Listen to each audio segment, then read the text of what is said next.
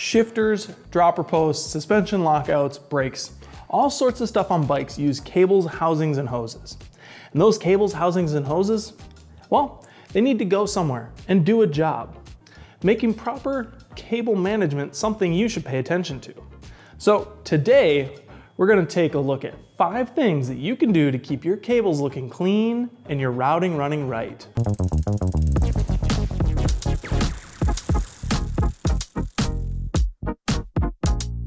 Whether you've had your bike for years or you just picked up something new, you should check the routing of your cables. Take this bike for example. These cables are all wound up, creating sharp bends, unwanted friction, and potentially poor performance.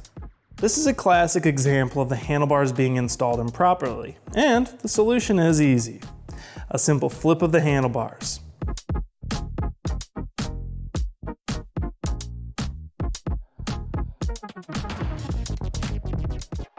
This unwinds the cables, which allows for a lot more gradual feeding of the housing and the cables, which makes it so there's a lot less friction and your bike's gonna work a lot better. I like that. The more cables you have, the more likely you are to get some cable rub or cable rattle.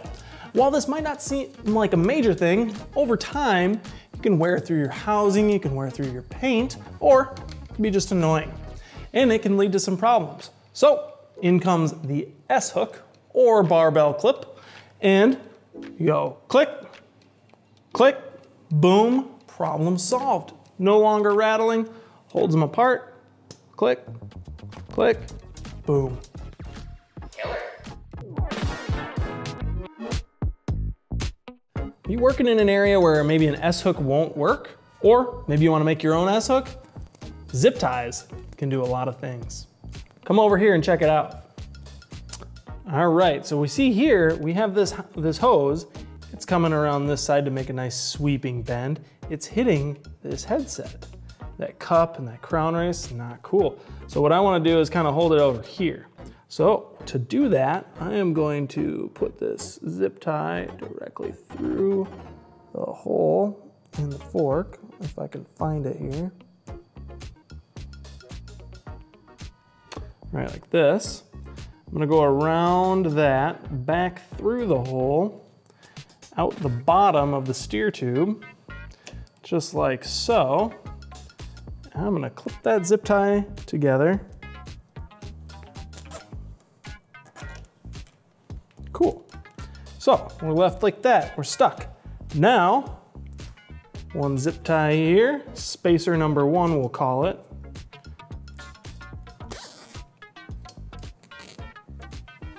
Spacer number 2, we'll call this one. I'm gonna put the head of it on the other side.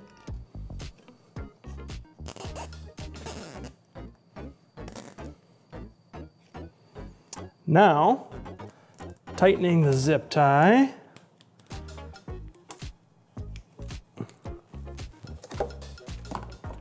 Gonna clean this up, whip out our ZP5s, cut here, cut here,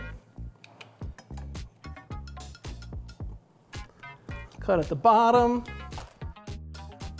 All right, this is looking really good.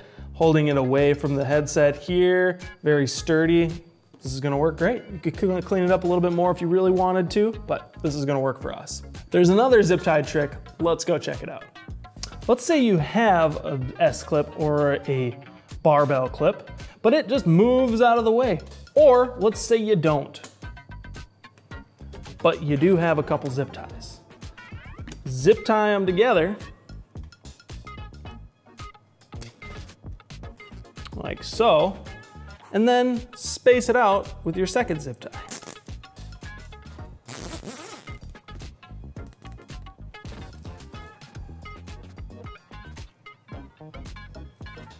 Holds them apart, holds them in one place, looks pretty clean. You can put the heads in places that are not quite as obvious as they are in this one. Use your ZP5, boom. There we go. Now we have a very sturdy, nice connection. Nothing's gonna be rattling. Zip ties are super handy. There's a ton of different things you can do with them. You can wrangle cables, you can hold them all together, you can create spacers with them, you can weave with them, get creative and have fun with them. Let's get on to the next tip. Perfect. Yeah. Sometimes no matter what you do, your cables are gonna rub against your frame. Again, may not seem like a big deal now, but given time, it can wear into your paint. The solution here is fairly simple. Create a barrier. Either you want a multi-purpose made frame pad or something like a helicopter tape or clear bra material. In our case, we're gonna use the readily available GP2 glueless patch kit from Park Tool.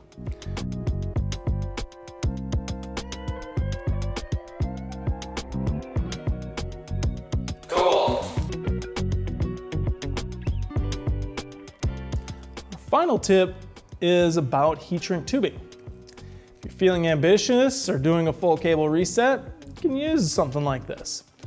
The thing about heat shrink tubing is it can take a while to install.